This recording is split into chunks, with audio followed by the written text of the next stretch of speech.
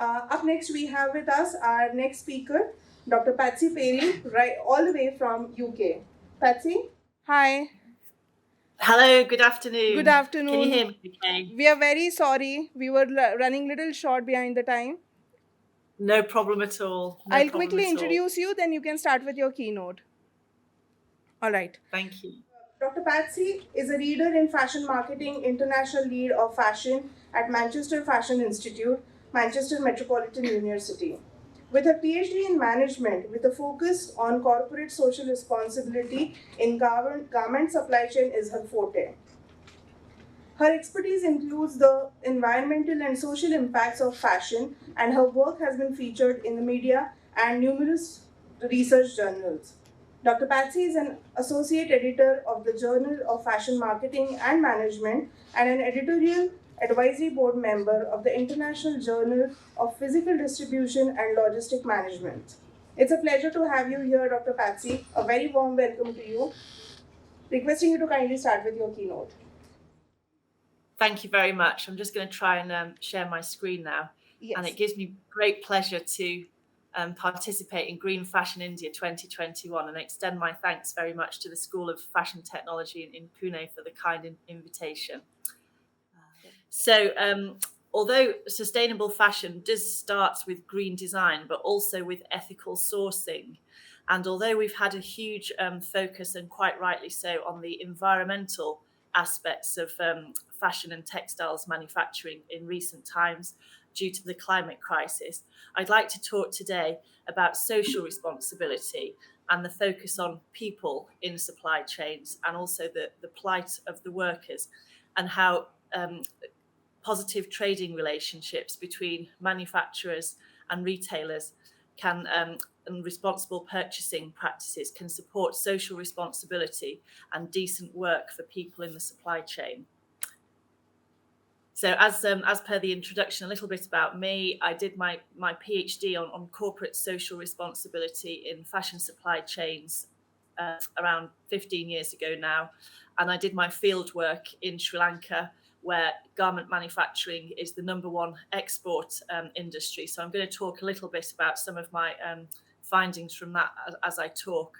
I've also published my work in various academic journals, book chapters, and I've also written for the media and had the opportunity to speak about sustainable fashion supply chains, both on national TV, industry events, and national and international press and media. So looking for production location where the environmental regulations or the labour legislation may be less restrictive than in the home market, so they can get away with things that perhaps would not be possible to do in the home market. And ultimately, we cannot have everything. So good, fast and cheap does not exist, and something has to give. And all of these ethical scandals show us how, when corners are cut, then people and also the environment is exploited. And the exploitation of the environment and the pollution has very real human impacts as well on the people who live in those areas and have to live where water is polluted, where there is land pollution and so on. So although the fashion industry is providing a huge amount of jobs for people, this expansion does come at a price, and we have to question whether those jobs are decent work or what our responsibilities are to provide better quality jobs to people in fashion supply chains.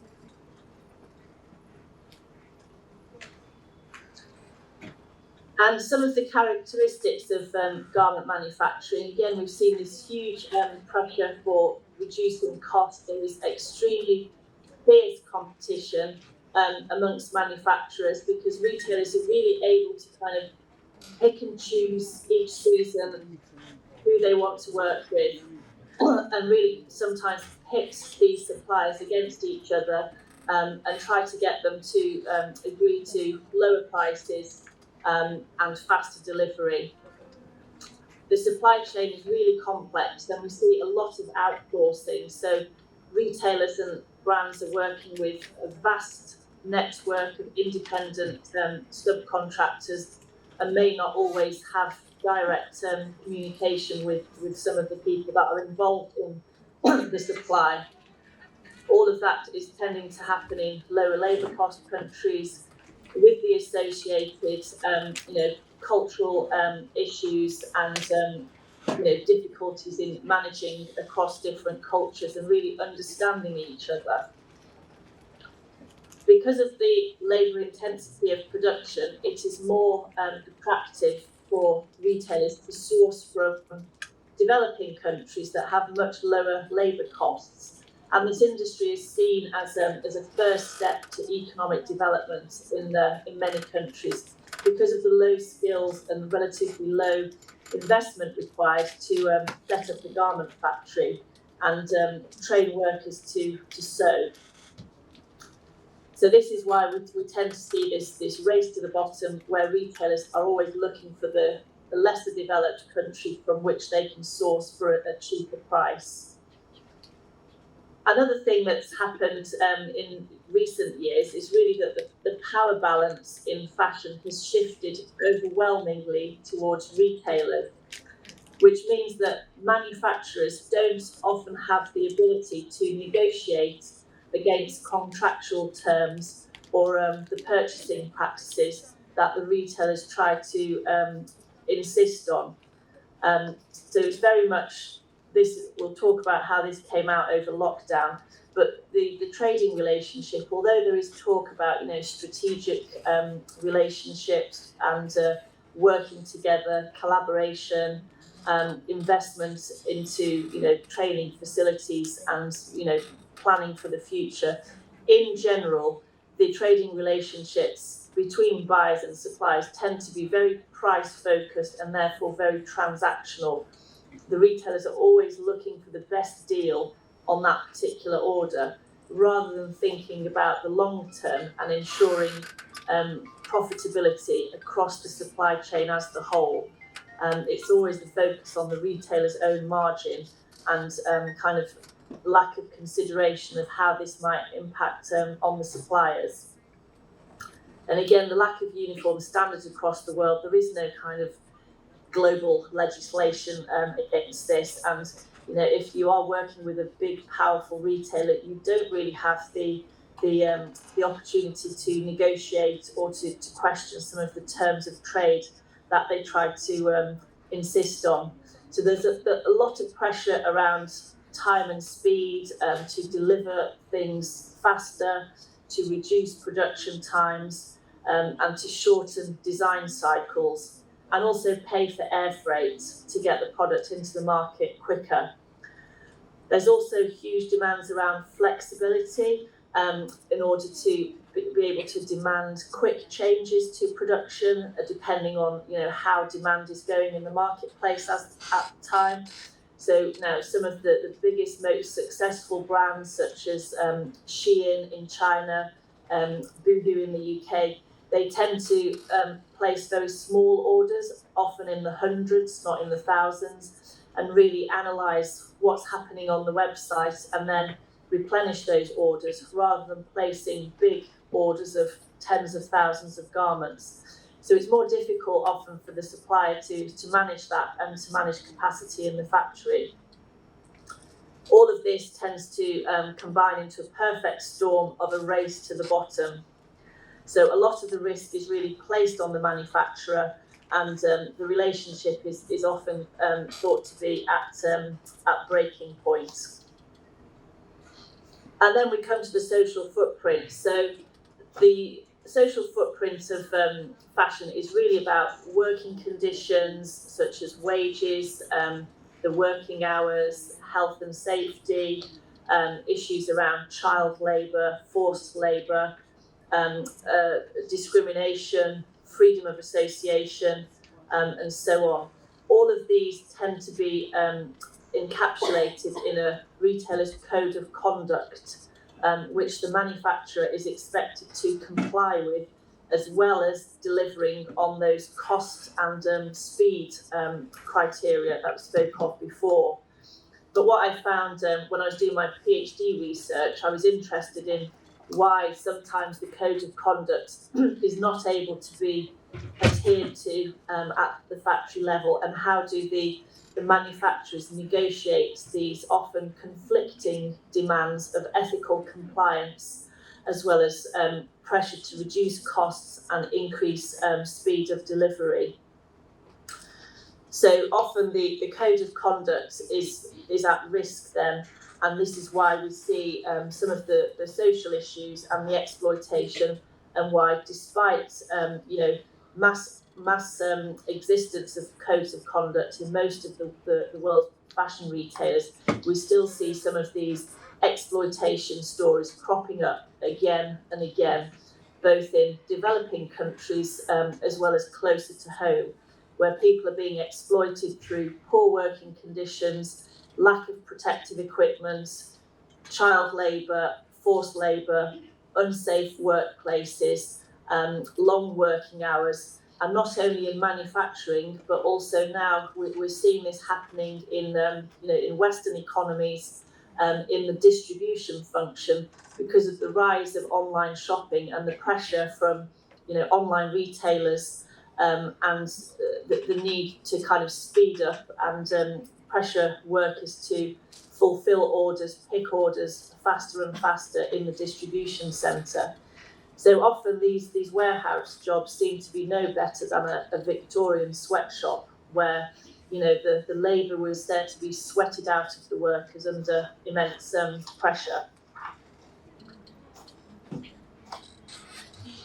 And this was seen even all the more so during the COVID lockdown. So we saw this tension between environmental responsibility and social responsibility, where although the environment took a well-needed rest as stores had to shut, factories had to stop producing, and there was a welcome rest for the environment, and there was less pollution in some aspects. But still, the impact on workers was seen to be quite terrible.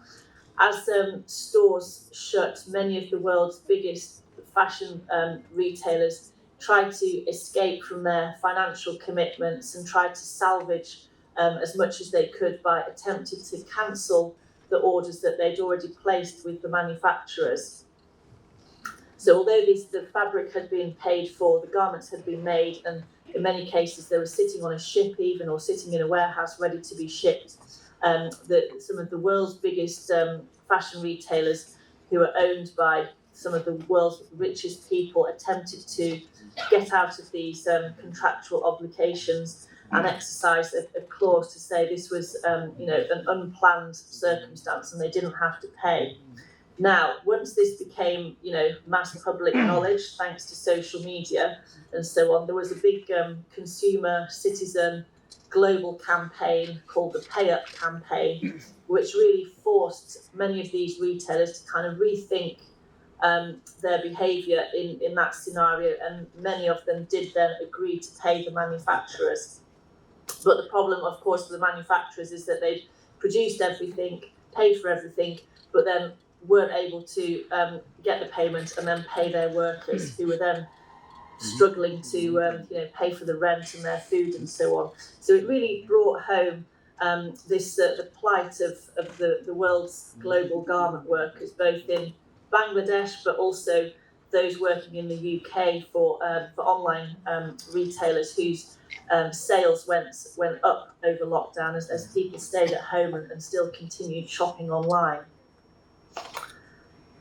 So some of my findings from my PhD, as I mentioned, I was trying to understand what might be the challenges of ensuring that the ethical code of conduct is implemented at factory level, and what might be the things that kind of challenge the manufacturer to achieve that amidst the pressure for reducing cost and increasing speed of delivery. So I found that on the left-hand side, we have these inhibiting factors, which is the downward price pressure, the nature of the product, which is always changing, So the workers can't always get up to a good learning curve before the next style change comes in. The retailer buying practices, which are quite problematic sometimes for the manufacturer to deal with in terms of like what are the terms of trade and when is payment going to be made. The complexity of the supply chain with the many different companies involved and also the power distribution giving the manufacturers less ability to negotiate terms of trade. But on the right-hand side, there was also a lot of positive factors in that the retail buyers were increasingly concerned about ethical compliance and did want to support the manufacturers to try and help them, do good for their workers. Because of the labour intensity of the manufacture, many of the garment managers that I spoke to said it was absolutely imperative that they provided good working conditions because their business relied on happy workers coming to work every day and sewing. Without the workers, they would have no business. So these were almost the most precious thing in the business. The development of trust between buyers and suppliers in Sri Lanka, it was interesting to see that many trading relationships were 10, 20 years old, that they've been working with the same retailer for decades in some cases, and that there was more of a focus on committing to working with that supplier, although there was no contract to say so, but it was kind of like an unsaid commitment, and trying to cooperate and collaborate together, looking at more of the long term and using technology to share data to plan production more efficiently and more accurately so as to avoid changes to orders once they'd already been made. And I think the other point about Sri Lanka, there was also a lot of governmental support for Garments Without Guilt, the National Industry Initiative. And also we might say that the level of socio-economic development in Sri Lanka is relatively high. The factory managers were well educated and they understood the need for ethical compliance. And also the national culture of Buddhism and the fact that the philosophy states you do not exploit other people or people beneath you, that kind of set a grounding for ethical compliance to be more easier to implement there. So from that then we can think about what might be the responsible sourcing practices. So it's really important to develop these kind of long-term and stable relationships with suppliers so that they can plan ahead, they can invest in their business, whether that's investing in machinery, technology, training, human resources and so on, and really try to move towards these collaborative, cooperative and mutually beneficial partnerships and trying to share the profitability across the supply chain, not just at the retail end of the supply chain. Using technology to streamline the supply chain and share data for more accurate forecasting and more efficient production. And very important was the issue around pricing and payment. So having a sustainable price so that the manufacturer is able to produce, pay the workers, pay the materials, and not have to subcontract to an unauthorised manufacturer who has worse standards because they can't afford to make it work in their own factory. And also timely payment. So in some cases, manufacturers have to wait up to 3 months after they've shipped the order to get the payment from the retailer, which doesn't really support them to pay wages on time. And then realistic delivery schedules. So enabling manufacturers to make the order in the allocated time without having to have excessive amounts of overtime, locking workers in the factory so that when fire breaks out, they're unable to escape with their lives and so on. All of these things really happen. The root cause of this is the purchasing practices and the pressures on the manufacturers. And also rethinking some of the logic around penalties and making the manufacturer pay for air freight if they miss the delivery deadline, which in many cases is due to the buyer changing the order once it's already gone into production.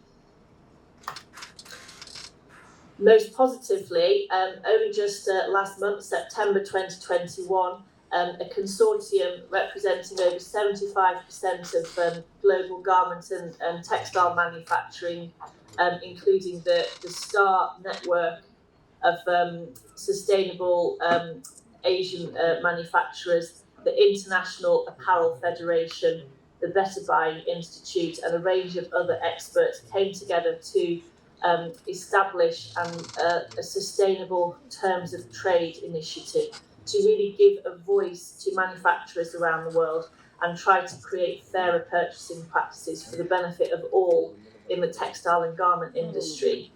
So they've published a white paper only just last month, which sets out a number of recommendations and the fact that they would like to set out minimum standards of behaviour and sourcing practices for everybody who is trying to source from the global garment and textile industry, so that it's not just for some of the the pioneers who do implement better practices, but so that everybody has to have this minimum standard of behaviour, which would be around things such as fairer payment terms, no late payments, pricing should cover all of the costs of ethically compliant production and allow for reasonable and maintained supplier profitability, and that the buyer should cover costs of missing deadlines and then making the supplier make things within a shorter window.